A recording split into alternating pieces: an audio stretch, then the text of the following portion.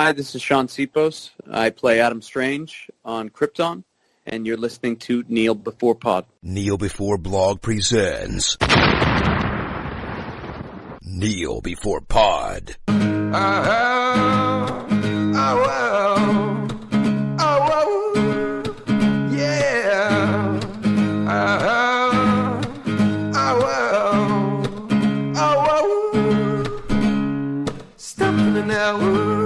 I'm already dead, yeah.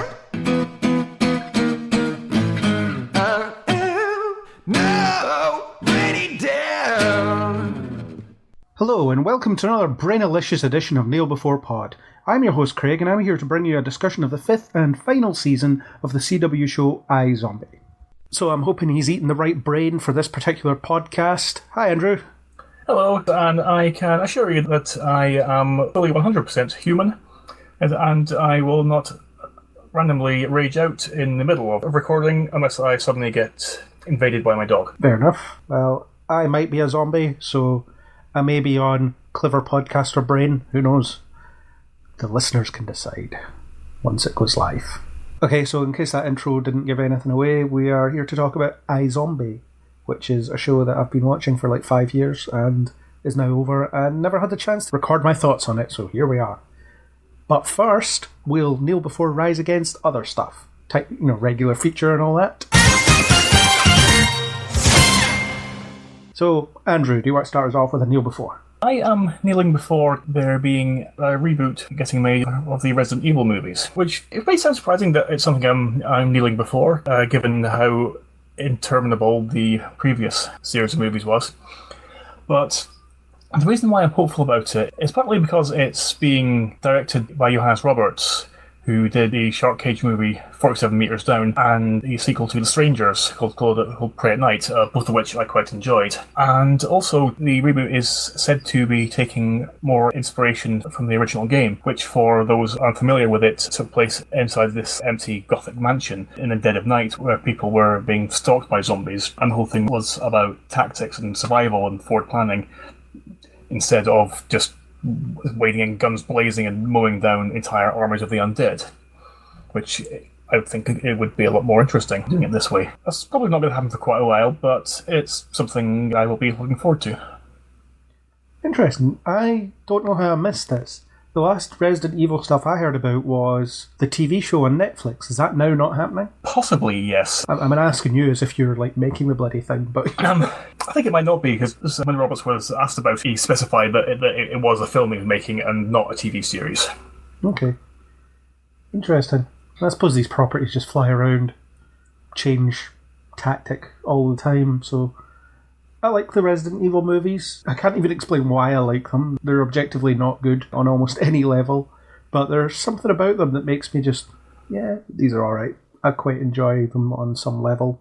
I love the games, especially the earlier games, so Resident Evil, the first one, the remake on the GameCube is sublime. It's the best word I can use to describe it. Resident Evil 2, one of my favourite games of all time. The remake, perfection in terms of just that concept. So yeah, if they're going to go harking a bit back to the video game roots, then fine. The question I have about Resident Evil as a film franchise is, what are you going to do that's any different from pretty much any other zombie franchise out there, other than, we've got the mad scientist angle. Even in its best incarnations, Resident Evil is still campy.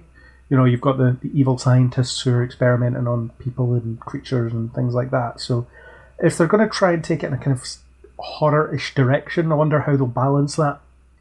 Because you will have to have let's sneak down into the lab and fight the big monster at the end, So I don't know. I don't know how they'll get around that. Oh, I'm just hoping that it's going to end up being as scary as the brief description of it suggests it would. Because I do remember playing Resident Evil as a kid, well, as a teenager rather, but it absolutely scared the crap out of me, and it was brilliant. Yeah.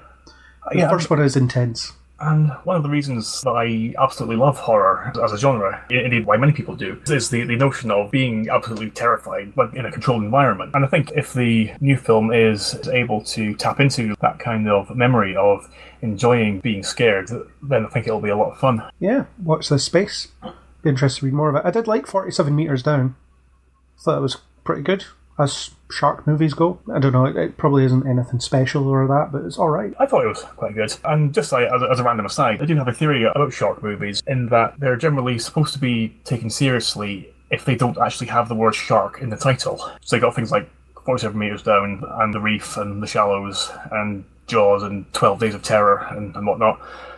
And then on the other end, you've got things like Three-Headed Shark Attack, like Sharktopus, Sharknado, like Sharks in Venice, Jersey Shore Shark Attack, Sand Sharks, Ice Sharks, Planet of the Sharks, which are all utterly ridiculous camp fun, but in no way meant to be taken seriously whatsoever.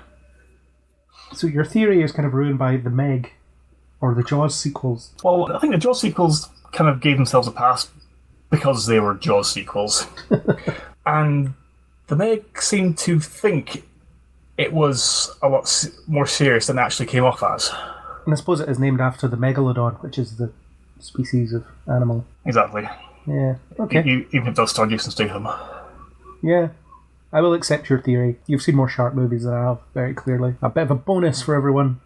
Yeah. Test that theory, write in, tell us if it stands up. My Kneel Before is that they are possibly going to be making a Hitchhiker's Guide to the Galaxy series. I can't remember where it is. It's probably on one of these streaming platforms. Quite excited about this because I love Hitchhiker's Guide to the Galaxy. I enjoyed the film, the old series, the old BBC one, pretty good. I'm looking forward to seeing what they can maybe do with it and have a more long-form approach to it. Might be pretty good. You could sort of have each season's a book or something like that. That'd be 5 seasons, 5 books in the trilogy. I think it's safe to say that Douglas Adams will not be involved in this TV series.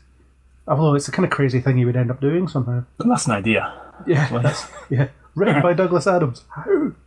Yeah, we Hey, what? turned the script in for revisions. I suppose it's just as well, because is he not historically incapable of turning anything in on time? That is true, yes. The Doctor Who people hated him. Where's our script? That we're shooting like next week. Hurry up. Yeah, I think it might have been him who originated that line about loving the sound that deadlines make as they go whizzing past. Yeah, so I'm looking forward to this. I don't know if he'll ever beat Alan Rickman as Marvin. More the depressed than paranoid android, but he was hilarious. And I think you certainly wouldn't be able to beat Stephen Fry as the guide itself. I'm fairly sure they'll just make him do it again. That would work. He'd probably be up for it. Yeah, why not? It's a paycheck. All he has to do is read. Job done. Yeah, and I'm actually quite looking forward to seeing what they do with that, and especially in a more long-form way of storytelling, as you said. Just because Douglas Adams' writing has so many weird, out-there ideas that he flung into all of his books, that to try to condense them into one single movie really wouldn't work. One thing I would really like to see realised, there's a bit in one of the books where there was a creature whose name I can't remember, but it was this like a self-reincarnating creature, and in every single one of its lives, something Arthur did accidentally killed it. And as a result, it had developed visceral hatred for him and saw him as its nemesis. And I'd love to see just like small bits and pieces seeded throughout the series suggesting this, and then for all to culminate in that and pay off in some hilariously anticlimactic way, because that's how Douglas Adams' humour works. Yeah. I always love some of the descriptions he has. It hovered in the air in the same way a brick would not, and that kind of stuff. Genius writing. I love the Hitchhiker Guide books. It's been so long since I've read them, but such a hilarious read from start to finish. Yeah, I want to reread them now. Yeah, me too. Let's just abandon this podcast and go off and read Hitchhiker's Guide. Agreed. In fact, we'll read it to the audience. We're just doing a book on tape now. That's what's happening. No, I couldn't do that. That'd be awful. You don't want me to do that. I'd get bored and play the PlayStation halfway through or something like that. So, Rise Against. What are you rising against? Right. What I'm rising against involves Robocop Returns. Oh my god. What is this? This is a kind of reboot, but not entirely. It's a new Robocop movie that is going to act as a direct sequel to the original movie, in the same way that the most recent Halloween movie did. So the thing I'm actually rising against about it is the news that it is no longer going to be directed by Neil Blomkamp. Oh, so that was the last I heard of it. Blomkamp was doing it. Yes, and for anyone unsure, I mean, he's a South African director who directed District 9, Elysium, and Chappie, all of which I really enjoyed, aside from Chappie having a really, really stupid title that has always bugged me. Yeah, I didn't like Elysium. I like his other 2 films, though. He's got a very good eye for domestic-level science fiction. It's this kind of down and dirty grassroots type stuff. And, yeah, exactly. District 9 makes you really hate the humans. Chappie kind of makes you hate the humans a bit, but it's more about the existential nature of life and everything. I mean, I think Chappie had too many ideas. I think that was its problem. And I think that's why it was kind of widely criticised. And I absolutely loved it, but I think it should have maybe focused on one or two big ideas and instead of throwing it all in. I feel like there's 4 or 5 films worth of stuff in there. And another quite encouraging thing about this film is that it's being based on a spec script that was written in the late 80s by Edward Neumeier and Michael Miner, who were the writers of the original Robocop movie. And so I think that would maintain the themes and the satire of the original film that the sequels miserably failed to. And I think creating something like that on screen in modern day is something that Blomkamp would do really, really well. So I'm very disappointed that he's now not going to do it. I actually don't mind the original Robocop 2. It's alright. Robocop 3, not so much. But Robocop 2 has its moments, certainly. As long as it gets rid of that stupid reboot that we had, let's forget about that completely. I mean, that's... doesn't bear thinking about how bad that is. So have they got a director for this one yet? Not as far as I'm aware, no. Right. So Blomkamp's just not doing it anymore for an undisclosed reason. Oh, no, the reason for it was, I think it was to do with some kind of delay in production, and there was a horror movie that he was eager to get started on. So he decided that he's going to do that instead. It doesn't have much luck with the franchise stuff. Alien fell through for him as well. He was supposed to do an Alien film. Yeah, and that would have been amazing. And instead we got Alien Covenant. Yeah, I think I'm actually okay with him not doing franchise stuff. I mean, as much as I want to see a new Robocop film set in the universe of the first film, kind of want to see Blomkamp make his own stuff. I mean, he's one of those rare directors that's managed like 3 of his own things that have, got a decent budget behind them and had mass market appeal to some degree. So I think he should stick to that rather than getting lost in franchises that, in fairness, no one really cares about anymore. I mean, does anyone care about Alien anymore? I certainly don't. Despite the fact that this podcast is an annual Alien podcast, but we're getting into the Drek now, so like we're Alien versus Predators next year, which is the one I'm really looking forward to talking about. I'll be the person that defends it. I quite like it, but that's for next year. Tune in next April and you'll find out why I like Alien versus Predator. And then Robocop again. Like after the 3rd one, did anyone really want any more Robocop after the TV series? Not really.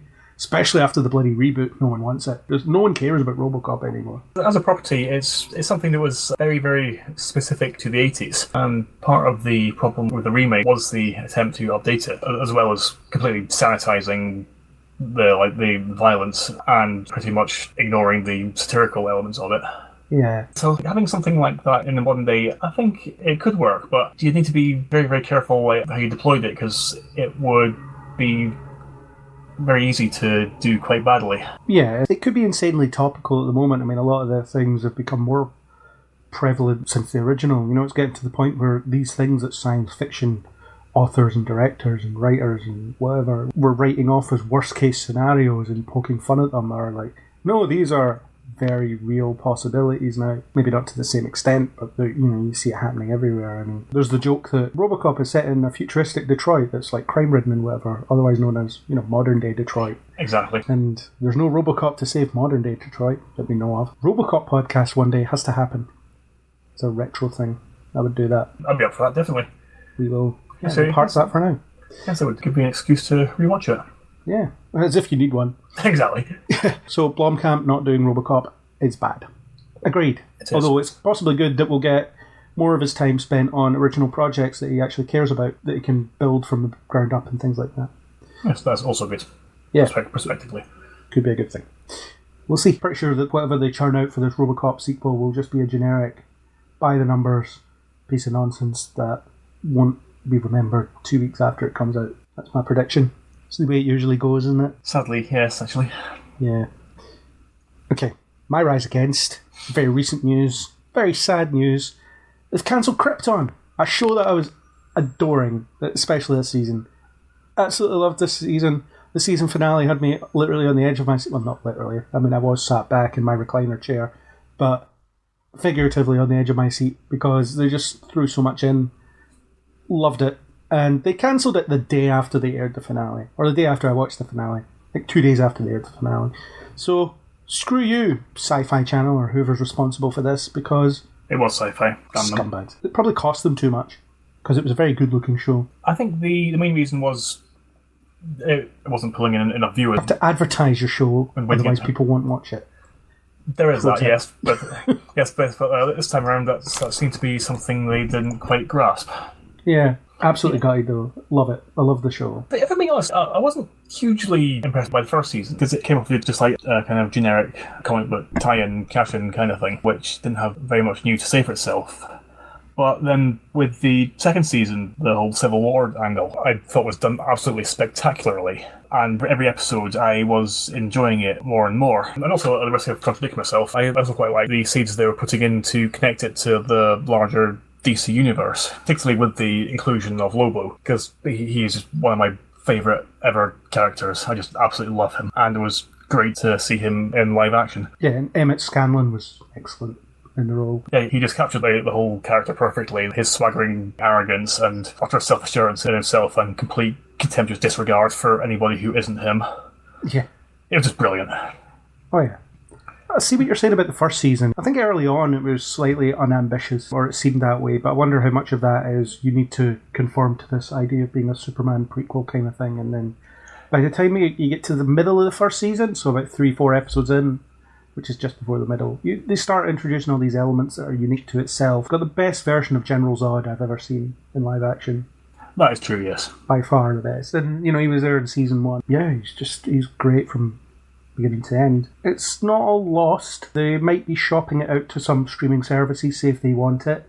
But if it wasn't pulling in the viewers, I can't see anybody actually wanting it, which is a shame. But we'll see. They saved Lucifer, they saved The Expanse, they saved Brooklyn Nine-Nine. They've saved so many shows on streaming services these days, so there might be hope for the future in this one. I mean, there is a DC streaming service, at least for now. Maybe that'll pick it up. I guess time will tell.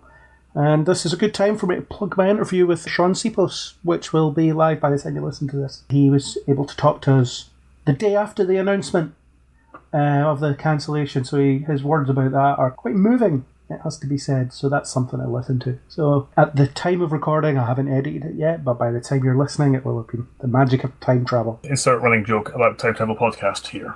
Yes, we're always out of time somewhat, which is fitting. We recently talked about Legion, because that's always all over the place. Anyway, Krypton's dying, sadly. It's getting destroyed before it should be destroyed, both literally and figuratively. So, there we go. It's a shame. But there might be hope. So, we'll see. Okay, so shall we move on to our featured topic?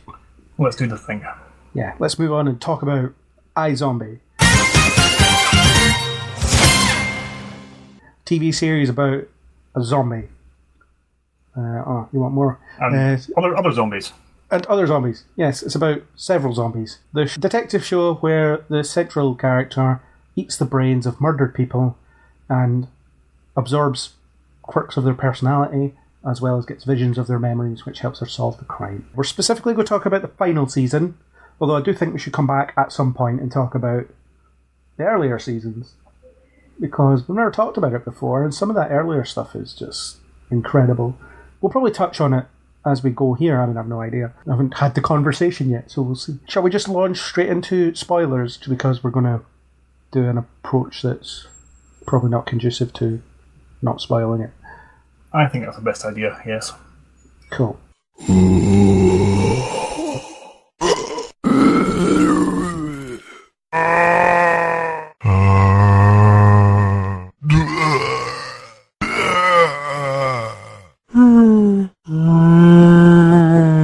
So, iZombie. I guess we'll just start with a bit of a summary, of our connection to the show. So what's your connection to the show as a whole? I never really had a specific connection to the show other than just becoming aware of it while it was in production. I am aware that it's loosely based on a series of comics, which somehow in the last 5 years I still haven't got around to reading yet.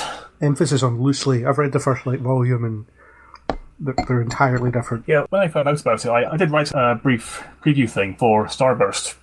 It's just this thing is incoming, and the description that I did of it was based on what I skimmed from Wikipedia about the general plot and tone of it, which turned out to be massively inaccurate. aside from the very basic concept. But still, when I started watching it, it quickly became one of my favourite shows. I do have some very, very big internal rankings of all TV shows that I watch, and on top of which, ones that I savour coming around to watch, because I know I'm pretty much going to enjoy them, and I don't want them to be over too quickly and have to wait for more of them. And iZombie has always been one of those ones. And to start out, it was a show I was watching by myself, because if I waited for my wife Jana to watch everything with her, then I would never get anything watched. Some way through the third season, she discovered it and binged all of it about a fortnight, and so since then we're watching it together, and pretty much always enjoying it together as well. And while I am sad that it's come to an end, I'm glad they had the opportunity to go out on its own terms, because for a while it was a bit touch and go whether it was going to get given the final season or not. Yeah. And I'm glad that it has, and we can now talk about it. Yeah, my connection goes back to when I first kind of heard that it was in development, hearing that Rob Thomas and the team behind Veronica Mars were making a new show, and I was like, "What? Sign me up for that! I don't even need to know what it's about. I'll watch it." Veronica Mars is an amazing show. Absolutely love it. So when I heard that iZombie was a thing that was about to exist, I kept in touch with it. I kept up with it, and then eventually it appeared, and it was just this relentlessly charming, hilarious show that, it's very formulaic, but it does really fun things with its formula. I didn't mind the formula because it was so entertaining. Rose McIver is an absolute find in terms of acting talent, the ability she has to kind of keep the Liv character in the forefront while putting little bolt-ons to her personality depending on what brain she's on that week. And her ability to just keep doing that week on week, challenge after challenge, would just constantly impress me. That justifies watching the show in itself just to see what she's going to do next. And I think that's the hook. Throughout the seasons, they added a bit more mythology, and I think it's so weird to say, but I think its earlier formulaic days were better than its more arc-driven, larger-scale days, and we'll definitely get into that when we discuss this season, because that's one of the problems, I would say. I mean, I know it has to become bigger than itself to stop being this procedural every week. Why am I watching this? Where's it actually going? But I think they had some legitimately interesting character arcs they were following that kept building week on week. And some of the smaller scale stories were really good, like Major trying to track down where all the missing kids were going, and that led him to Blaine, which connected him to the larger story. And then, it made everything feel like it all fit together. And I think they lost their way a bit in later seasons with that. But at the same time, they never really lost the heart of the show. You would get that episode where Liv consumes the right brain and it's just riotous laughter from start to finish. So yeah, I know the show a lot in terms of, I guess this podcast might not exist if it wasn't for it, because I remember way back in season 1, Malcolm Goodwin retweeted one of my reviews. Malcolm Goodwin playing Clive in iZombie, for those that don't know. Although, why are you still listening if you don't really know that? It's a good question. He retweeted, so I decided to thank him for doing that, because it was one of the earliest famous people retweets I'd ever had, so I was quite chuffed. And he replied with, "No problem, great review," or something along those lines. And I was like, oh my god. He's not just casually scrolling through Twitter and retweeting, but so I messaged him and was like, "How would you like to come on and do an interview?" And he was like, "Yeah, sure." I was like, oh crap. What do I do about that? Didn't have a podcast at the time. I had never really done an interview before. So, what do you do? So I put together some questions and Skyped him, recorded it, and I'll re-listen to the interview a couple of weeks ago, and oh god, it's terrible. And not in terms of his contribution, but me, I'm not very good. My questions are pretty basic. I mean, I think he expands on them really nicely, but I had no idea what I was doing. And I remember sitting on Skype. I've still got him added on Skype, weirdly. I mean, I'll never message him because that's just creepy. I saw him on Skype. I saw he was online. And I was, oh no, he's there. What do I do? Oh, what do I do? And I messaged him with, be 5 minutes. Because I needed to compose myself. Then did the interview. He was lovely to talk to.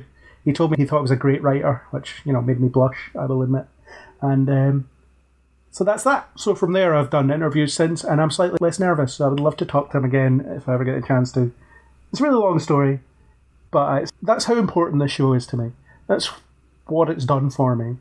And I'll always be grateful to Malcolm for helping with that, even if he doesn't have any idea of how much he helped me with that. So yeah, that's my connection to the show. Okay, so shall we move on to talk about Season 5, season final? That is what we're here for. That's what we're here for. Ultimately. So, anybody that's listened to the Arrowverse stuff from the end of last season will be kind of familiar with this format that we tried back then for talking about season things. So we're going to employ our Kneel Before Rise Against feature in a more analytical way when it comes to talking about a season of television. So we're going to pick a few things each, Rise Against, Kneel Before stuff, and then use that to generate our discussion. So on the Arrowverse ones, I made the mistake of doing it in the wrong order and not keeping track of it very well and ending on negative points. So this time I'm going to flip the script and try and let us end on more positive points.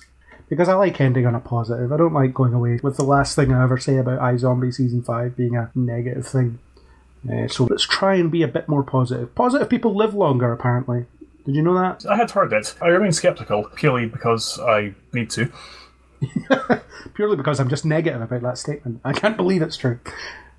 So there we go. Would you like to start us off with one of your Rise Againsts for the season? One of the things I'm Rise Against is the new characters who were introduced in the season. It's not the characters specifically that I had issues with. It was more to do with them not having the time or space to be properly developed. So with characters like Charlie, the CDC doctor that the Ravi was video chatting with, or the Fralix suffer Darcy, who Donnie ended up in a relationship with, it kind of seemed they weren't there to be actual characters that brought in to serve a specific purpose to the narrative. And there didn't seem to be very, very much interest in properly developing them and making them people that we would ultimately be interested in or invested in, partly because they knew that the series was going to be ending. So perhaps they felt that portraying them in anything greater than the surface, superficial manner just wasn't necessary. Yeah, I remember when Charlie was introduced in the first episode, I was like, okay, she'll be important. She'll be Ravi's eyes and ears within the CDC. She'll be that kind of conduit, and then you're about halfway through the season. She's never been seen since, other than a couple of like one scene appearances. And I was like, why did you introduce her? Surely there's enough at the CDC that you could have just had your token background opposition within the CDC. It was very weird. And then when they brought her sister in, her twin sister, yeah, that was also weird. I would say Darcy got a bit more. I think the actor that played her enhanced that character in really profound ways just through her performance. I think you got more of a sense of who she was than maybe was written on the page. She benefited with a bit more screen time, and maybe her relationship with Donnie was a bit quick, but I think that was sort of the point as well. So, well, I might as well do this quickly. I'm maybe dead in like a week, so it doesn't matter. Exactly, because she's someone who knows that she's effectively living on borrowed time, so she doesn't have anything to be gained from being cautious. Yeah, and then Isabel was a much better example of that in the previous season. But yeah, when you add it into the mosaic of everything that needs to happen in this season to wrap it all up, and you're wasting time with these characters that are ultimately fairly pointless. I see what you're saying. I think they should have either limited it to just one maybe new character or just not bothered. Right, I'm going to move on to a Kneel Before. Let's be a bit positive. I'm going to kneel before the dancing episode. That was my favourite episode of the season. Just so good. And it's what I was talking about earlier. It's that Liv can be on a brain and it can make or break an episode. And in this case, it completely made it. And I like that they didn't take the easy way out, because you had two murder victims. You had this dancing competition. They could have easily just had Ravi be on his monthlies, as he calls them, and had him eat the other brain, and then they become like dance fiends. But I think it really worked that Liv was the enthusiastic dancer, and then Ravi was the reluctant one. And that montage of teaching him how to dance was delightful. Finding out that Clive was a great dancer as well. I always like it when you get a bit of insight into Clive's background. And like, when did he become a dancer? When did he learn this? It's just, you'll never know, but it makes sense for him, and it was just brilliant. I think everything from the rehearsal stuff to the actual dance routine at the end was beautifully done. The fact that Liv switches brains halfway through and she changes from being really pushy to be more supportive as well. That was a nice touch. We rarely see her on more than one brain in a given episode, and I like that it was the same focus but in a different way. That was a nice touch. Very, very well done. So yeah, that was by far my favourite episode. Yeah, I had a lot of fun with that. And I also quite liked, in a more general sense, it being a situation where Liv and Ravi were on brains together, because that was something that wasn't seen very often. It's something I thought would have a great deal of potential, given the character dynamics that it opens up. Yeah, and then throwing Clive in there. It's always good to add Clive to the mix. Always. One of the great things about Clive is to just because he's generally so taciturn about his personal history, then you could have him have done pretty much anything, because it would hardly ever counter something previously might have said about himself, because he says so little about himself. Yeah. And that's the beauty of it. So I was willing to accept that he's a good dancer, and he somehow learned that at some point. Who knows when, who knows why, but... Just because. Yeah. And why not? Why not? Raoul Coley is amazing that these kind of deadpan, you can't make me do this sort of responses. And when Liv abandons him in the middle of the routine, and he improvises. Oh, God. But it also gives me hope that anyone can be taught to dance, because I can't dance, although I've never really had any training to help me find any rhythm that might be locked within me.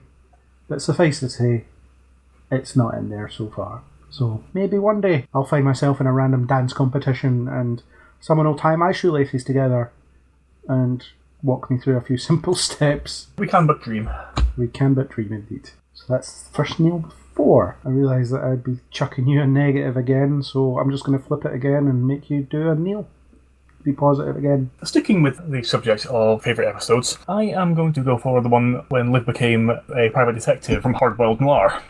It was just hilarious. And I particularly liked after the detective brain kicked in, all the colour in the image started to wash out, and then all the shadows and lighting was suddenly intensified, as if the episode had suddenly been transported to a noir film from the 1940s. And just the way that she was acting while she was on the brain, just very deadpan and world-weary and cynical about everything, it was just hilarious to hear coming out of the mouth of a 20-something girl. And it does feed into a larger thing I've enjoyed about the series, in that despite having a main arc story to deal with, and also the show itself to conclude, they still took the time to include these subplots of Liv on various brains and getting up to the same comedic misadventures while on them. So it shows that for all the mistakes they made with the final season, that they were aware that that's what people really enjoy about the show, so they made a conscious effort to continue it. Yeah, I thought that episode was good fun. They went too far in trying to explain why it was kind of a more noir atmosphere. It's like, there's been a power cut, or it's the worst thunderstorm we've had in years, or whatever. It's like, I'm okay with it.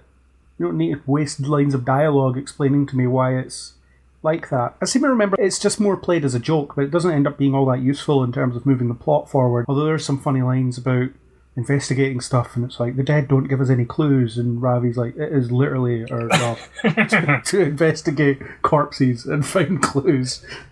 Again, that's another example of Ravi doing stuff. And I really like the on-the-nose explanation of Ravi and Clive's role within the framework that is built around Liv. It's like, I'm the underappreciated yet brilliant partner, or whatever it is he said. And actually, there's no difference to what's normal. And then Clive's like, you're the disapproving police who gets in our way. It's like, yeah, that's pretty accurate as well. So the little references to, yeah, we're aware that this is our formula, and we're going to laugh at our formula, but we're also going to deliver a tale that kind of exaggerates those roles a little bit, but not overly. And then when they put Blaine on a similar brain, so he talks like that in the middle of the episode as well, that was really good. Yeah, there's a very fine line between self-parody and just complete farce. Yeah. But I think they definitely managed to stay on the right side of it and stopped it from becoming too over the top. Yeah, definitely. And then you got to see the fight between Blaine and Liv in that episode. That was really cool. Yeah, it was quite satisfying, actually. Yeah, and I like the fact that they're both rubbish, because they're not trained to fight. They're just kind of wailing on each other. Because I really hate it when they suddenly become ninjas when they have to fight. You know, it's all like really well choreographed, and it's really well choreographed in the sense that it looks scrappy and rough and terrible. You know, there's no skill involved, but there's a lot of skill in making it look like there's no skill. Exactly. It is a bit ironic to think that it can be difficult to convincingly do something badly. Yeah. Worth thinking about. Yeah, that was a good one. Nice choice. So I'm going to bite off a bit of a rise here. I'm just going to rise against Martin, because I didn't see the point in this guy whatsoever. Well, I kind of saw the point in him, and I knew what the show wanted to do with him, but I also didn't see the point in having him there. I mean, we're in season 5. Does anyone really care about Liv's dad by this point? I mean, we've not seen our family since season 2. Or is it season 1? I think it was like the very beginning of season 2, when they cut off ties with her because she wouldn't donate blood or bone marrow to her brother after the explosion at the end of season 1, because it would have revealed her as a zombie, but people didn't know about them then. Yeah. So it was around about that time. It's early on in the show anyway, where the parents, where her mum disappears, where her brother disappears, and all of this. For a while I was like, are they just not going to address this? And then after a while I was like, okay, they're not going to address it, I'm just going to stop worrying about it since they're not worried about it. Then they just bring it back because it's the final season, you have to deal with families, and suddenly her dad is the first zombie, because of course he is. He creates the zombie virus, and then he's an addict that Liv kind of tries to get off his addiction.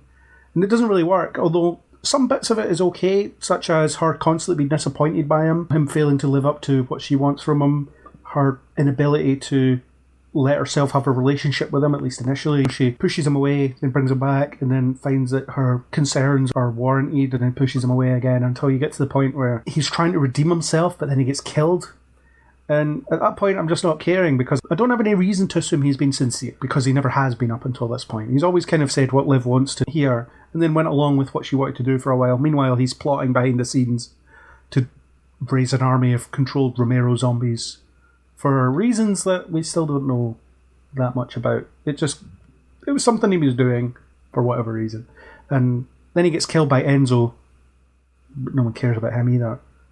And as good as Rose McIver's performance is, it doesn't really work. It also doesn't help that she isn't in the room with him at the time. She's looking at him through a laptop screen. And there's a lot of that in this season as well. I mean, it's almost a rise against point on its own, but there's a lot of conversations that happen through screens. And the actors aren't there bouncing off each other, and it's hard to be invested in the scene because they're not together. And that's almost the folly of modern technology in these types of shows, where you just don't get that emotional resonance. So Liv gets to see her dad die from a distance on a screen.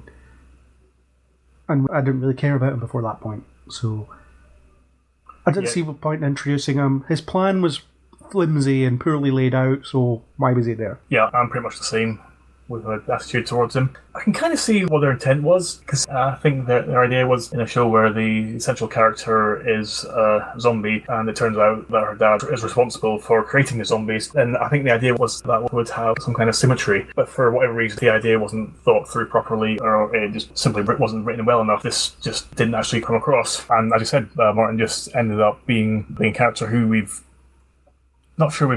ever even thought about the whole series. I can't remember if in the first season Liv's absent dad was ever a thing, who was ever even mentioned, but certainly by this point he's not somebody who we'd actually care about, and his introduction seemed like another one of the several extraneous ideas they had for the series that they threw in and ended up cluttering things. I'm not sure if I missed this or kind of forgot about it, but he was supposed to be a new boss, wasn't he? Well, that certainly seemed to be the implication when he was first introduced.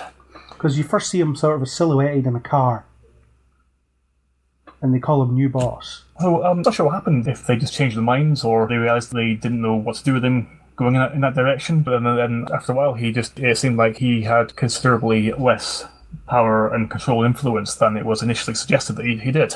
Yeah, big mistake. One too many villains, because they had Dolly, and they had, I guess, Enzo, but not really.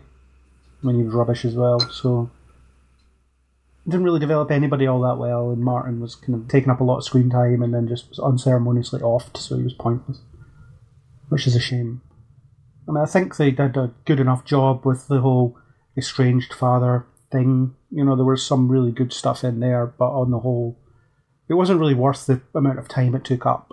And if you're going to introduce Martin, you probably have to do it a season earlier, just so he's a fixture by the time you're building up to your end point. Yeah, because if he's a character that we're ultimately supposed to care about, as was suggested by the end, then he's someone who we need to spend a lot more time with, and given some reasons to actually care about him beyond the compassion that Liv shows him, because that's who she is. Yeah, we're agreed. Martin, pointless. Why did you do it?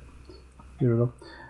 Do you want to give us another Neil? One thing I'd like to kneel against is to do with the human-zombie conflict, which was building up throughout the series. A specific aspect of it that I quite liked. To do with Enzo and Dolly. I do accept that neither of them were particularly compelling characters. But what I did like about the dynamic was that, despite them both being on diametrically opposite sides of a conflict, they were both portrayed as being in the wrong, and both as contemptuous, hateful people who aren't supposed to sympathise in any way with. And to me, that was included to suggest that as a general way of looking at most conflicts, is that there aren't really right or wrong sides. There's just people whose commanders have decreed that they should be killing each other, and their soldiers are engaging in skirmishes, and ordinary people getting caught in the middle, and ultimately nobody comes out on top, and in the end it all seems a pointless waste of life. And I thought that isn't a perspective that you often see in films depicting war and conflict is usually like very, very clear cut heroes and villains on the opposing sides. Whereas here, the heroes were the people who didn't want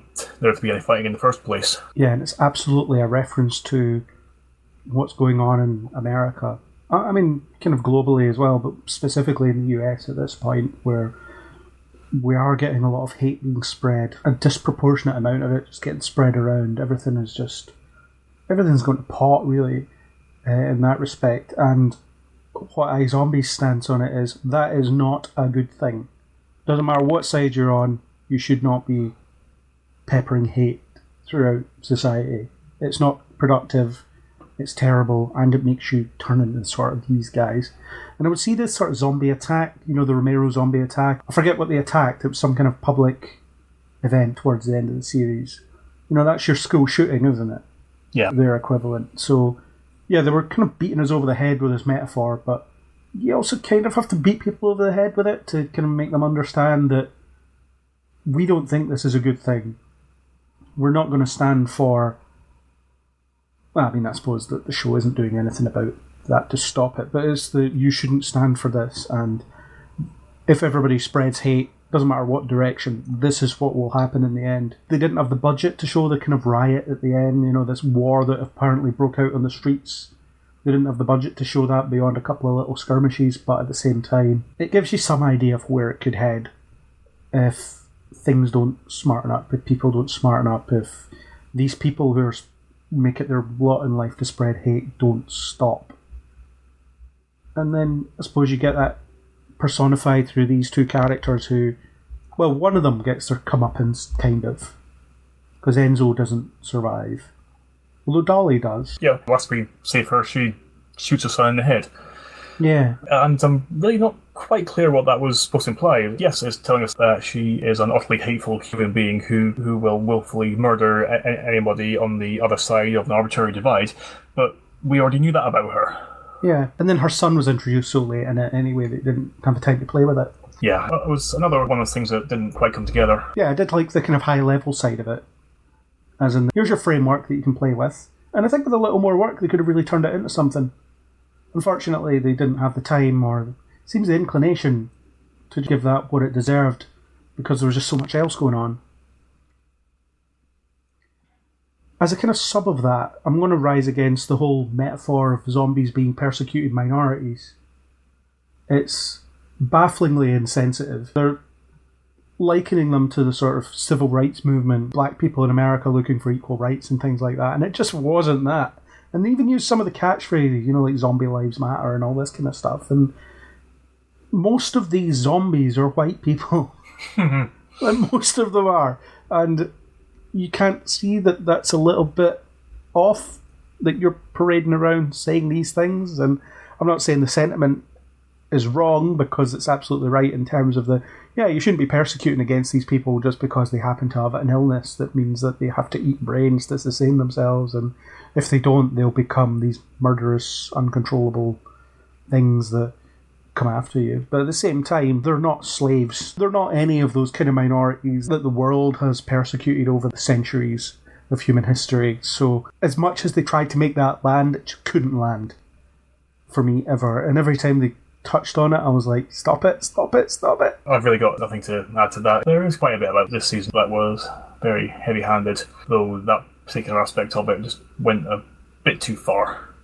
Yeah. See what you're doing, but you're not doing it well enough. They could have been a little less heavy-handed with it, as you say. You could have got the persecution aspect in without trying to liken it to the civil rights movement. There was no Martin Luther King in here, and nor should there have been. Okay, so would you like to give us another Neil? I have a system here. It's even noted down. It's amazing. Continuing the observation of heavy-handed allegory, I liked what they're doing with having the wall around Seattle as a representation of the US border policy, and with Liv becoming someone who organises smuggling people past the wall, representation of the illegal border crossings. Like that some people are that some people are forced to undertake purely because whatever is on the other side that they want to be on is preferable to the situation that they're currently in. In this case, whether that's being inside Seattle or out of it, depending on individual circumstance. And I think that portraying that as things that people are doing purely because they have no other option is an important perspective to get across, because quite a lot of people are under the belief that the people cross the border in the US like practically on a whim. Again, and it's not something that they think about because they're just there to be lazy and greedy or whatever the dismissive catchphrase of the day is. Yeah, but to see people portrayed as crossing borders legally for reasons of necessity might make them think that perhaps that might be applicable to everyday reality as well. Yeah, the Renegade plot was an interesting one. I think they handled it a lot better last season, where Liv was more directly involved in the whole thing. But I might as well just toss in my next Rise Against in amongst this, combine them sort of. I think the spirit of it is fine. It's, here's what we want to come across, here's the message that we want to provide, here's a spotlight we want to shine on people most in need, that kind of thing. But the problem was, Liv wasn't involved in it for most of the season. So it'd be either something you'd hear about, or it'd be something you'd kind of see, but there'd be another character doing it, so Liv's involvement is very protracted. You don't see her scratching people and then being thankful or anything like that, at least not very often.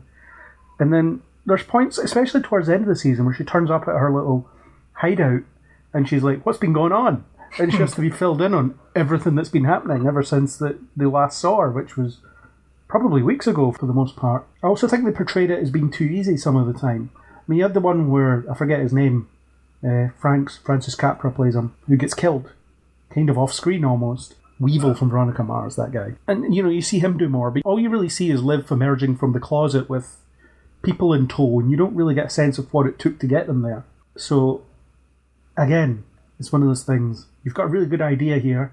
I see what you're trying to do, but you don't have the time to follow it through to its natural conclusion. You don't have time to really explore what that means. Like, what does it mean to Liv, other than it being one of the many hats she has to wear throughout the run of the season? You don't really get the sense of that, especially when they bring the Frelick kids in. It's like, okay, what do these mean to anybody? They're just a bunch of extras sitting around a table who have this rare disease, apparently. And even then, that's Ravi and Major that bring them in. So again, it's nothing to do with Liv at that point. Although it is good to see Ravi and Major hang around and do a mission together. That's good fun. But at the same time, should Liv be more involved in that? Maybe she should have been a part of that plot. I mean, what was she doing instead? Trying to redeem Martin? Is that worth it? Not really. So, there's good and bad in there. I think it's one of those concept versus execution things. And the concept was absolutely excellent. And the execution, not so much. I think that part of the whole people smuggling thing not being portrayed in very much detail was because they couldn't quite figure out how to do it.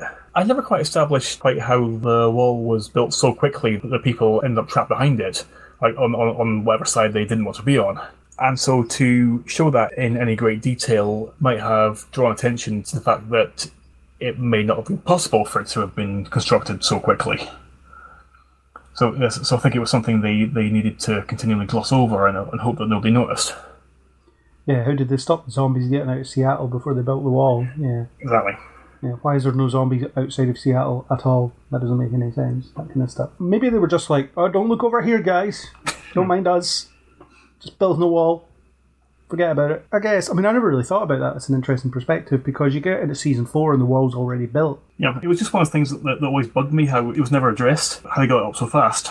Yeah, something to mull over, I guess, in the next decade until they do a Veronica Mars-style Kickstarter and bring it all back. Mm-hmm. Would you like to descend us into a rise? I am going to rise against the ending, specifically the climax of the finale, which saw Liv lying on a sofa in the police station after having not really done a whole hell of a lot for the rest of the episode. She was on a plane, she got a woman a drink. And then Michelle randomly turns up, and then unseen suicide bomber blows out its place. And we're suddenly 10 years in the future. And that really, really bugged me. If it had stayed in the present, then it wouldn't have ended cleanly or neatly in any way. Well, it was fairly inevitable it was going to end with the creation and distribution of the zombie cure. But I would have preferred it if the ending had stayed in present and there was still prospects of getting things back to something resembling normal after everybody who wants to be cured has been cured. And I just like the idea of the characters looking towards the future, like it was uncertain, so that they wouldn't have been sure what it was going to be like, but they're hopeful about the prospect of what it held, while at the same time acknowledge there's still quite a lot of work to be done to fix everything. Whereas what the time jump did with having Ravi and Peyton be interviewed by the future equivalent of a vlogger and looking back on the war in the streets that we never really saw, it seemed like they were just looking back on a single moment. Everything was suddenly solved with the creation of the zombie cure, and to me that seems it's too tidy and too neat, and I'm just not convinced that that's any way that it would have happened. And to end the show like that, it was too sudden and didn't really give you any time to properly absorb everything that had happened, for suddenly having this new status quo thrust at you that you had to immediately assimilate so you could appreciate the ending. I agree with you in terms of the time jump was super jarring. It was mid-shot almost. It was ridiculous. What we'll do is we'll come back to the ending once we've dealt with all the Neils and Rises, because I think it bears discussing in kind of its entirety, but it was rushed and it was problematic and there's all sorts of issues with it. So we'll come back to that, absolutely. Keep that in mind, and then we'll definitely discuss that in more detail, because it is the ending podcast, so to speak, of a show we've never talked about before. Yay. So I'm going to drop us into a Neil. So we have some stuff left to cover. I'm going to just kneel before Blaine in general. I think he's been consistently great throughout the series, and I think for this season in particular, he was really good. Especially when they introduced Al, and I'm really disappointed that they got rid of her so quickly. But I also really like what they did with her. I like that she managed to get under his skin and challenge the real him. He was kind of trying to be a bit more vulnerable, be a bit more of himself with her, and then it turns out she was playing him the whole way. And it made him become more of this kind of monstrous version of himself. So he had this arc where everything was being torn away from him. So he lost his money, he lost his hold over Seattle. He kind of lost his freedom because he had to sleep in Donnie's basement. His business had went under. The brains were being handled by someone else.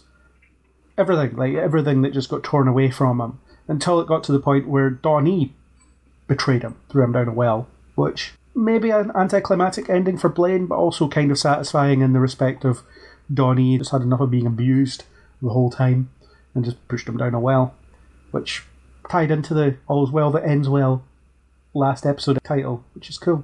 Like a wordplay. Yeah, hilarious. They're always good at that. So I really like the way that he was portrayed throughout the season and the way that he ended up, because turning him into something that's more and more dangerous the more he loses was the right way to do it. And I really like that episode where it was from his perspective, he was narrating it, and it was, you know the deal, you know the situation, Liv will eat a brain, it'll help her solve the murder, yada yada yada. There's no surprises here, but the real story is this. And there's just little touches that I liked about it throughout the season as well. The bit where the teenage millionaire guy was having a party next door to him, and he just goes around and be like, if you don't cut this noise out, I will kill you.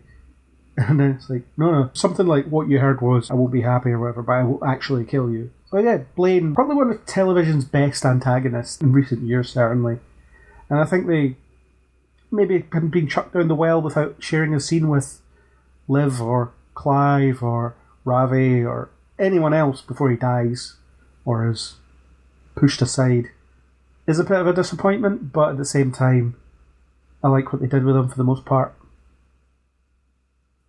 Yeah, I do quite like him as a villain because he has been portrayed so consistently and developed so well over the whole run of the show. I've always been interested in the way that he never sees himself as being as much of a villain as everybody else does. He seems to have this perception of himself that he is someone who deserves respect and interest from other people, and the fact that they don't give him what he perceives as his due is something that frustrates him. And kind of building on that, I thought that him not being unceremoniously shoved down a well was quite a fitting end for him, because he's someone who has a steadfast belief in his own importance and his own magnificence. For him to be given such a meaningless and throwaway dispatching is actually quite a fitting end for him, because it would frustrate him because of how pointless it was, and precisely because it didn't have any greater pathos or underlying significance to it. Just didn't feel all that permanent to me, though. I mean, in this 10-year time jump that you've already talked about, it's not impossible that someone could go fish him out, you know, like a few days after the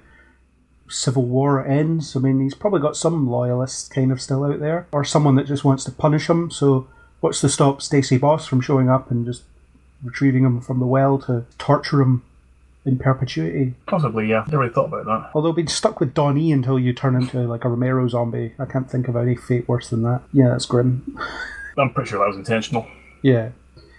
And the thing is, the thing you said about his respect, or his craving for respect, it all feeds back to his daddy issues, you know, the fact that his dad never gave him that respect. And, you know, there's how many villains out there are kind of daddy issues motivated. It's kind of dull, but the way they did it here was really good. And obviously they couldn't give you any real closure on that as such, because Robert Nepper is a very, very bad man and can't be trusted on set. So, you know, whatever. Let's just hand wave that away. We'll have him move swiftly on. Yeah, we'll have him killed. Fine. Blaine never gets closure. Cool. But I really thought they were onto something with Al, and they were onto something with Al. Yeah. Because he was trying to show her the real him, and you've never seen the real him before. He's always putting on a front of some sort. Exactly. Everything that he does is some kind of act, because he has this persona that he wants to portray for whatever person he's talking to at a given moment. And because she so thoroughly and utterly sees through all of his crap, and also because she is somebody who he was completely unable to intimidate in any way, but that would probably have been quite emotionally jarring for him, because it's unlikely to be something he has much experience in. Yeah, and I can kind of see why they got rid of her so quickly as well, because they had started her asking difficult questions that the show just wasn't equipped to answer at that point.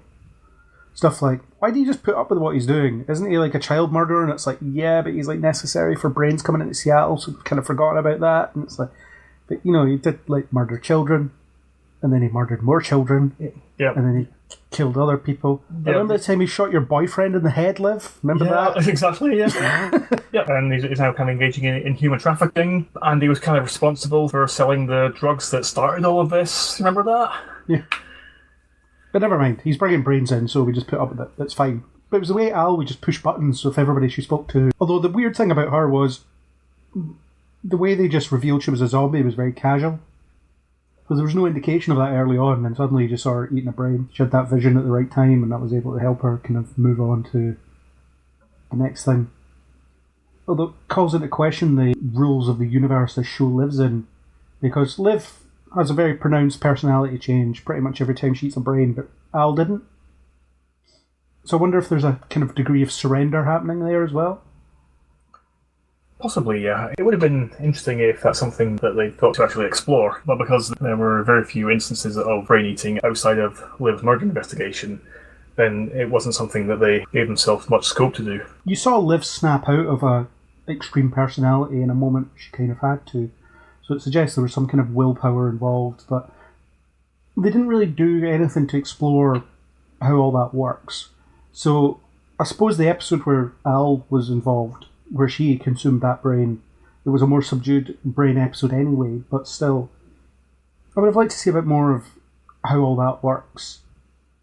Because they got it with the brain tubes, it's like, it's different brains mixed in, so there isn't enough in there to give you any kind of personality. It's like, okay, I accept that within the rules of the universe, but then they never seem to latch on to how much control Liv has, and is she responsible for her actions when under the influence of a brain? I mean, yeah, but should she be, or should she be held accountable, or whatever else? Yeah. It's a difficult one. There was a clear development point there that they could have played with a bit more than they did. It's something that I would have liked to have seen more of, not specifically final season, but just throughout the whole show in general. I think they got to a point where they'd got into a rhythm with the show's formula, and to try to tweak it would have risked upsetting it and making things more complicated for themselves when they didn't need it to be. Yeah. I mean, it's only people like me that care about the minutiae of these things, I suppose. It's just something that I wonder about every time that she eats a brain. It's like, okay, it's affecting her in this way, but You get other ones that are kind of closer to her own baseline personality anyway, or it just so happens that people that are murdered are just comically over the top, and that comes through in different ways. So Yeah, one of my favourite all-time episodes was when she ate the brain of a librarian who was writing kinky erotica. oh yeah, Yes, and then she took on this whole dominatrix personality, and that was hilarious. yeah. I quite like the one where she became like a real housewife. That was funny. Oh god, I've forgotten that. Yeah. Oh, there's so many. I mean, we'll do a rewatch over the next year and then come back and talk about like our favourite iZombie moments. Yep, sounds good. Yeah, I need to dive back into the series in its early days and remember some of the hilarious stuff that they did. Yeah. I should really be watching new shows, but I want to watch iZombie again, so leave me alone. Do you want to give us your final rise of the day, of the evening, of the whatever time period you happen to be listening? Well, it's another general thing that I'm rising against. It's just the whole season overall seeming very, very rushed to me. They had an endpoint in sight, and because of that, everything that they were showing in the season had to work towards that. And it seemed to me that there wasn't enough time taken to tell full and actual stories when the majority of what they were showing was required to serve the larger narrative. Perhaps if they had the space of a few more episodes, then they may have had the room to explore some of the myriad ideas that they dropped in, then properly resolved without much thought. I just think they tried to do too much too quickly, and because of that, it seemed like the pacing of the series was a bit off. Yeah, I've got a big list of kind of, maybe not a huge list, but I have a list of things that they sort of introduced and didn't have time to play with. So you had like Clive and Dale's pregnancy story that was then tied to the Michelle pregnancy story. That it was just so weirdly done, because you got to the point where Michelle had the baby off screen and they just mention it periodically. And it was like, hang on a minute, you were doing this whole, is Clive the dad? Is he not? Doesn't matter. And then suddenly she's had the baby and they're just kind of helping with that, waiting for Dale to have her baby, which obviously she does in the last episode. Because of course. Yeah, well, you've got to have it sometime, I suppose. So that was weird. I mean, Michelle was poorly handled anyway throughout. Yeah, really, really, really badly. Yeah, and she just dies unceremoniously at the end, which is even worse. Just to give a possible reason for Clive and Dale to end up with her kid. Yeah. That might be Clive's as well. Yeah, who knows. I've already mentioned the owl thing, like, kind of disappearing very quickly. There's also, connected to that, you've got the Stacey Boss return. There's a guy that just keeps coming back, and I was like, okay, he comes back, and then he wants to get in on the brain smuggling game, and then kind of does, but kind of doesn't. Teams up with Don E, but kind of does, kind of doesn't. He's there for an episode or two, and then he's gone again. What happened to him? Where did he go? Yeah, because it was almost like they just forgot about him. Yeah. Or they couldn't think of any particular resolution for his character that would fit in the context of what they were doing with the season. Yeah, so they shouldn't have bothered bringing him back. That was pointless.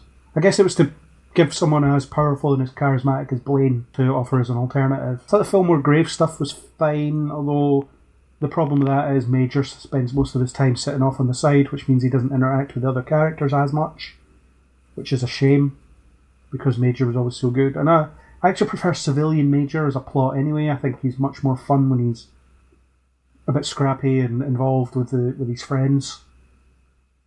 Whereas I don't necessarily buy him as the full Fillmore Graves boss guy, so that was a problem. But yeah, just so much going on. So much for one season, 13 episodes. It's like, I don't know. We've been talking about this in the past couple of podcasts, actually, because talked about the 100, which was great. Not its final season, but it will be next season. And talked about Legion, which just finished its final season. And it's like, endings are hard, and almost the worst thing you can do is tell someone, here's your final season, do it. Because what you get is they just try and wrap everything up. In some ways it doesn't feel organic. I mean, can you imagine if iZombie had just been renewed for a 5th season and then just ended? You know, and you ended with all these unanswered questions. Kind of okay with that. It's when they try and answer the questions very quickly and very haphazardly that it becomes a problem, I think. So what you have is you have this season that has, yes, it has a finality to it, but it also doesn't have a finality to it. Because there's just so much lingering and so much brought in, and it's like, why did you do this? Why are these people here? What is going on? Yeah, I completely agree that they kind of bit off more than they could chew here.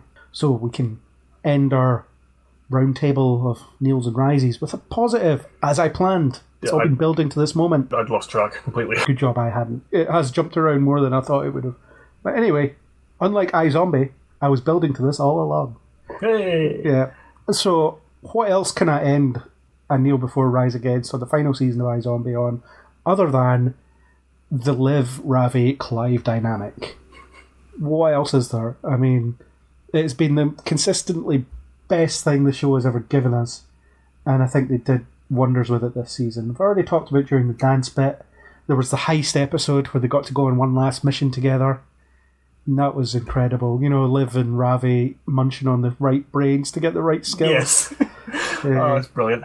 Ravi getting his Russian voice, which I couldn't really tell if that was the brain giving him a Russian voice or if that was an affectation he was cultivating on his own. Either way, it doesn't matter. But it's, yeah, and the great thing about it is it's equally likely as well. Yeah, either one. I believe either one. It's when he talks to that girl that he slept with when he was at the CDC. She's like, I don't even remember that you were Russian. Yes. Just classic. I mean, absolutely brilliant. But they always managed to get the three of them, or in various combinations, in different scenarios that just suited their characters so well. And there was just always such a natural chemistry between them that was just a joy to watch. There was quite a few points where Liv on various brains was making little puns about Ravi's name. You know, don't you want to have a hard body, Chakrabarti? And he's like, that is enough of the wordplay with my name. Because it happened a few times. It was really good. Actually, just as a brief aside on Ravi's name, I remember at the start of the series, I didn't actually realise that was what his name was for a while. Because for maybe about half the first season or so, I actually thought that his name was Robbie.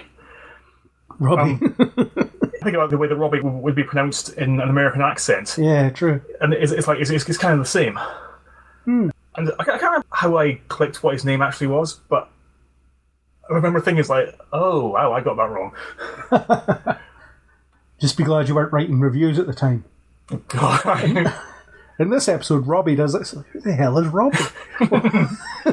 He seems quite prominent. Have I sleep through half an episode? And I suppose we could add Peyton in there as well. I mean, we haven't really mentioned her, but she's really good. Ali Mashalka's brilliant. Her friendship with Liv is brilliant.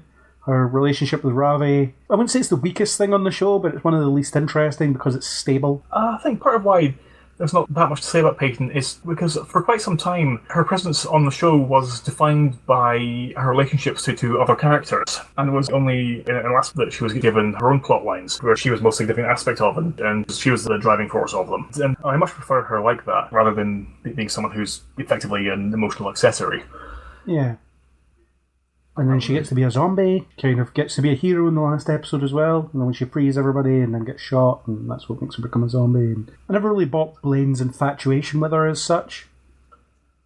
I mean, I suppose other than if you met Peyton, could you be anything but infatuated with her, I suppose. I always took it less as infatuation and more just another aspect of Blaine's need to control everybody, and why whatever way forcing Peyton to be in some kind of twisted relationship with him was his way of controlling her.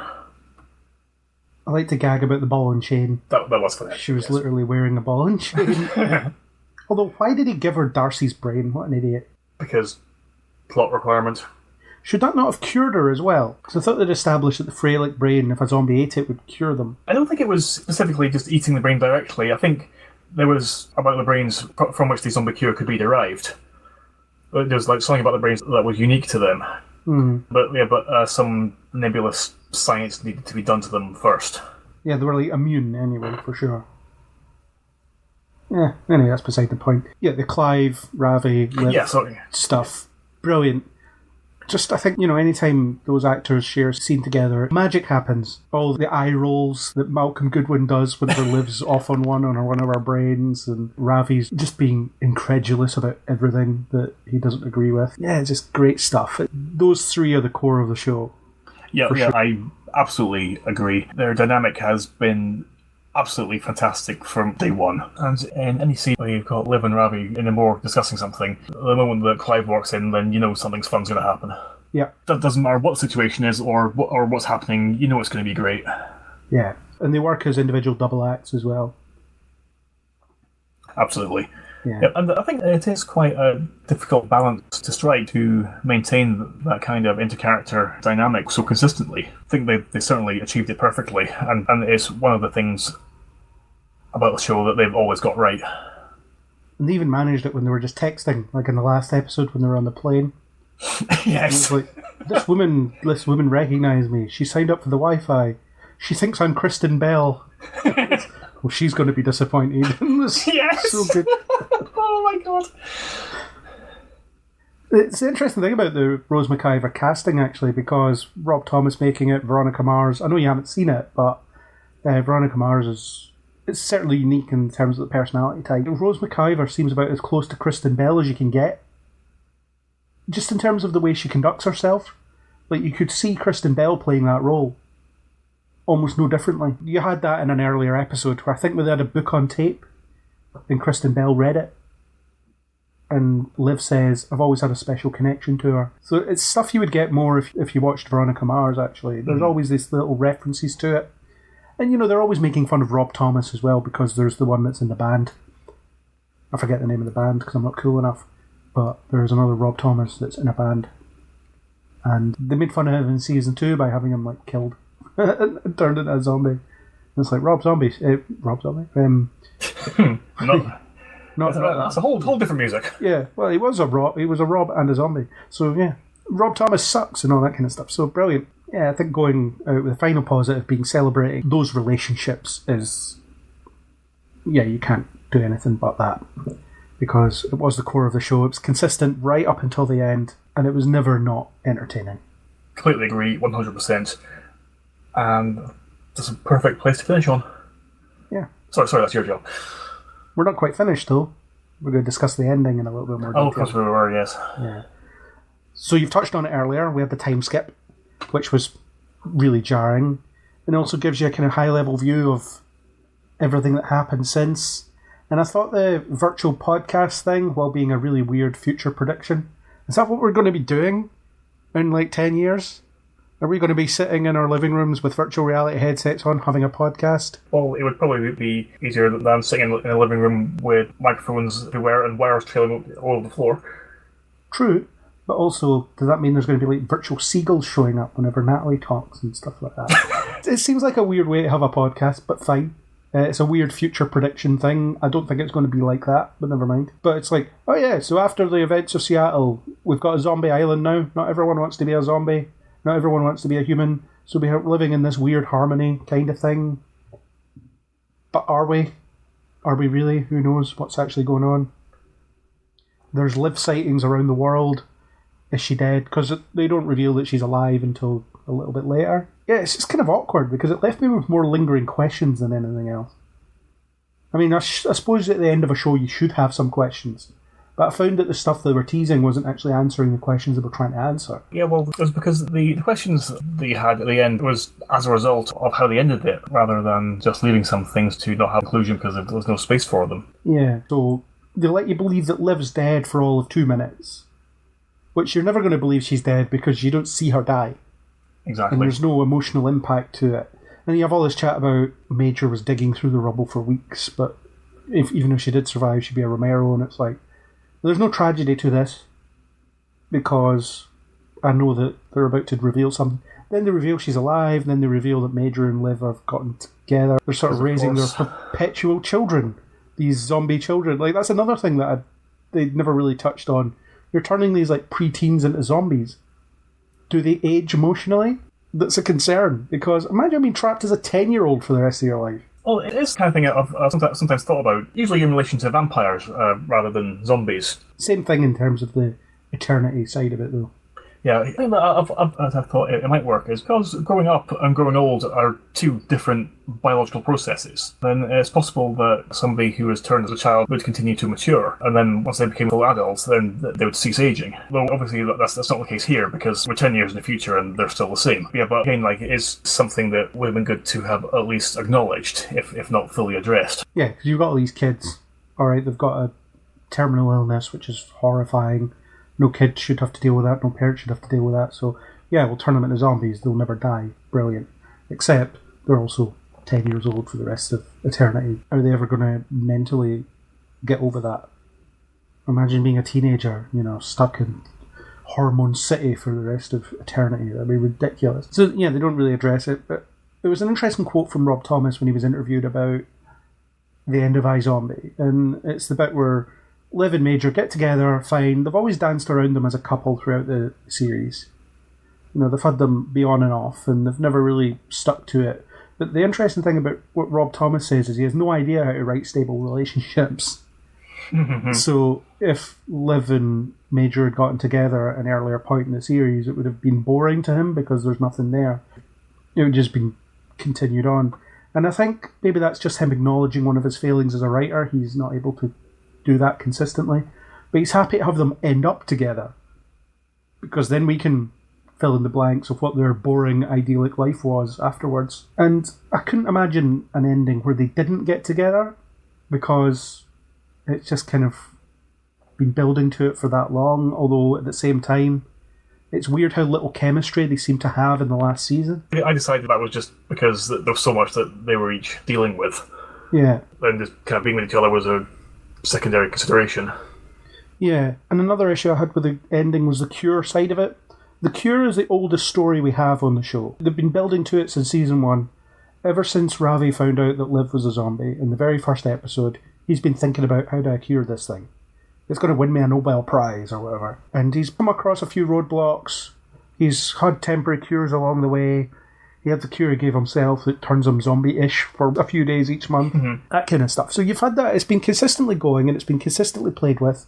And it's been consistent. I need to stop saying the word consistent. It's been stable for the entire series. And you've always had a build up towards it. It's kind of the opposite problem The Walking Dead. The Walking Dead, they just stopped trying to cure the zombie plague at some point, and it's just a slow march until they all die some kind of painful death. I haven't watched The Walking Dead in years, but I imagine that they're just picking off characters every year or so, and we're supposed to feel sorry for them, but that's where they're all ending up. Whereas iZombie's different in that respect, but you've always had that lingering threat of a zombie apocalypse. And that's where Blaine became necessary, because he was keeping the zombie population in check at one point, and all that stuff. But there was always the possibility that Ravi would one day cure it. And then you get to the point where it's like, I have everything I need to make a cure, I just have to synthesize it. And the next thing you know, we've got a cure now, and we're going to roll it out, and it's going to be cheap. I don't know why not free, but it's going to be cheap. Brilliant. And then it's 10 years later, oh yeah, some people took the cure and some didn't. And it just felt like a weird afterthought in an episode that probably should have just been about it, because it had been such a prominent fixture from day one, more or less. It's another example of the finale not quite following through with the ideas that it's had. It was pretty much a given that the ending of the show was going to be the development of the cure by Ravi, because really the only other option is the zombie apocalypse. Yeah. And it's... Or the nuking of Seattle. Precisely, yeah. And it's far too lighthearted a show for anything even approaching a bleak resolution. But since, as you pointed out, the cure has been such a constant throughout the entire show, then its ultimate realization should have felt more significant. It should have felt more like an achievement rather than an afterthought. Yeah, I don't know. Maybe you could have seen zombies lining up to take it. You could have seen the reasons that zombies decided not to take it as well. They could have done a whole bit on that. But they didn't. It was just one of those, oh yeah, and then some took the cure and some didn't. And, the terminally ill people, they remain zombies.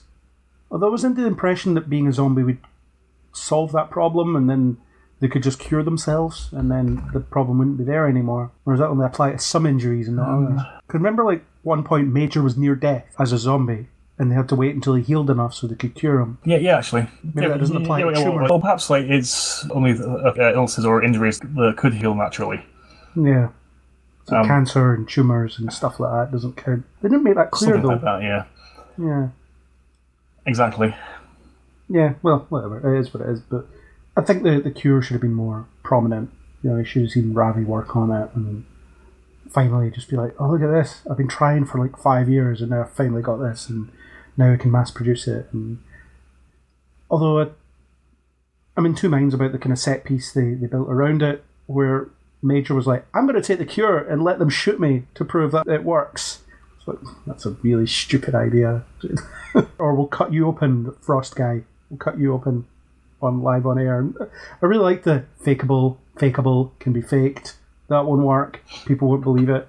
It's the fake news thing, you can fake a lot these days, and it takes a lot to prove it to people. And because everybody is so sceptical about something that they don't already believe, then actually convincing them of it becomes so much harder. Yeah, but it's when Ravi rushed Enzo and then cured him, and the punches got more and more weak. And it was Ravi just laughing in his face with blood on his... Yeah, I really like that. Yeah.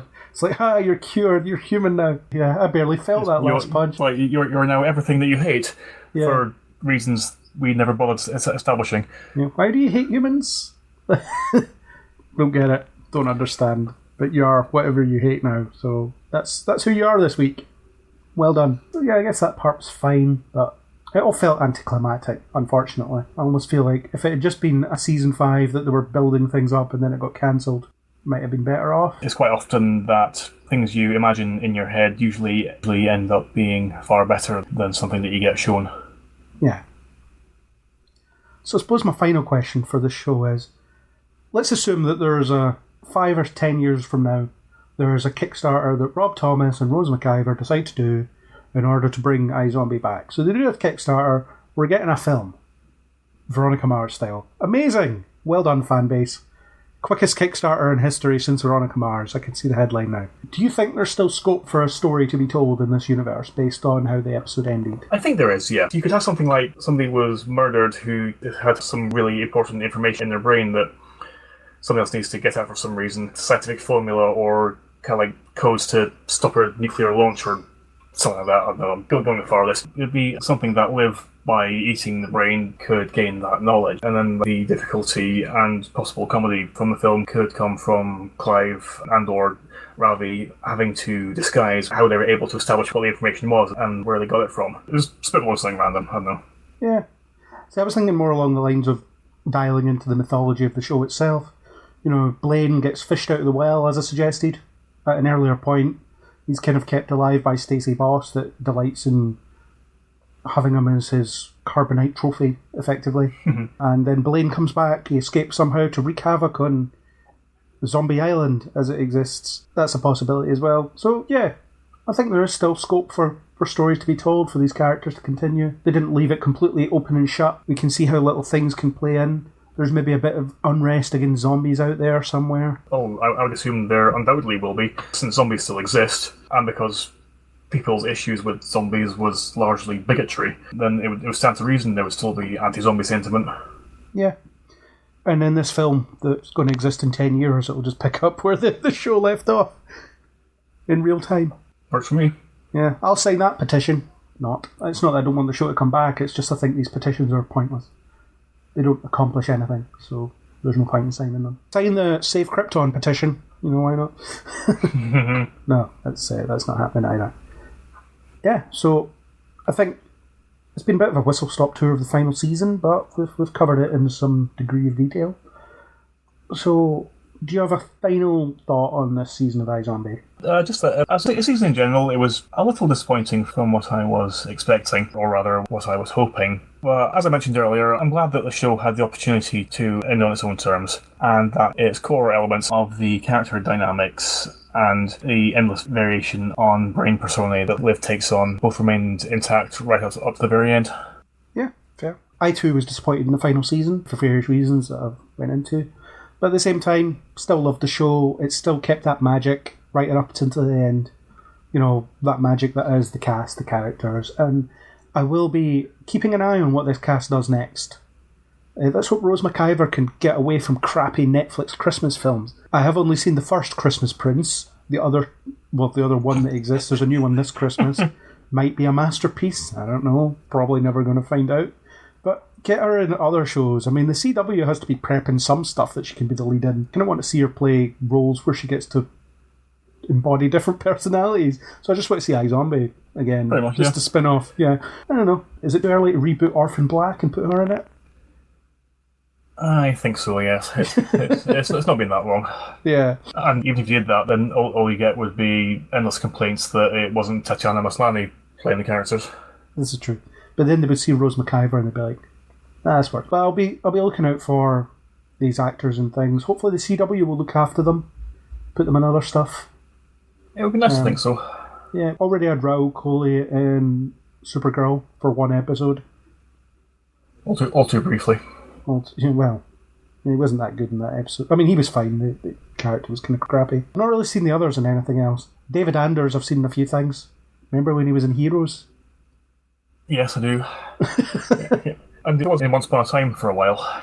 Oh, was he? Yeah. I've not really watched that. Yeah, well, it was a bit ambiguous for a while who he was. And it turned out he was Frankenstein. Of course. And incidentally, Rose McIver was in it for a few episodes as well. Oh, wow. She was Tinkerbell. I can see that. Interesting. Wow. Okay. That must have been during the extended break between seasons that they had at one point. Can't remember. It was a while ago. I can't remember exactly when it was. Ali Mishalka, I've not seen in anything, although she was in that cheerleader show, Hellcats, that Tom Welling produced. No, I never watched that. Me neither, but she was in that. And she was in the film with Emma Stone, Easy A. Oh yeah, that was ages ago. Yeah, well, I only saw it fairly recently for the first time, so it's still relatively fresh. Yeah, it's a good film, actually. Yeah, it's actually, I quite enjoyed it. Jessica Harmon, she's in The 100, so she'll have a job after this. At least for another season. In fact, the reason she wasn't in the current season of The 100 until the end was because of iZombie, because she had commitment to that. But she was on both for a while, anyway, but she's kind of recurring status in both. There are other actors, no idea. I feel like the guy that plays Donnie, you can see turn up as like a slimy sort of weird guy in anything. He does do it exceptionally well. Yeah. And the Stacey Boss, again, you could have him as the slimy used car salesman or a lawyer or something. Whatever. We'll see them again, guaranteed, because this cast are too talented to not put to use somewhere else. I mean, there's how many more Arrowverse spin-offs are we going to get? Just... all of them. Yeah. Have some of them in that? I don't know. It's not branching out terribly much, but it is what it is. That's a large digression. Yeah, so I think it might be worth, at some point, once the dust settles, coming back to just discuss the show as a whole from its more earlier point of view.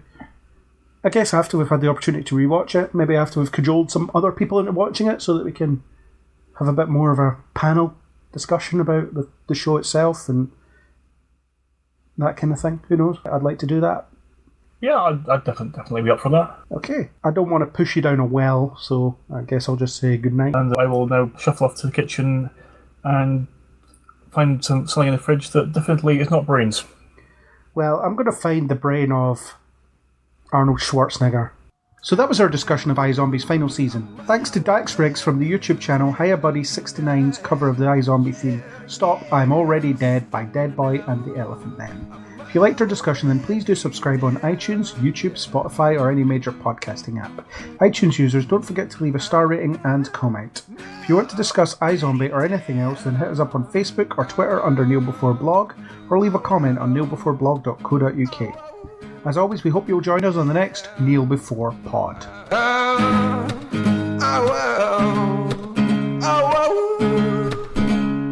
Stopping now, I'm already dead. Yeah, I am now already dead.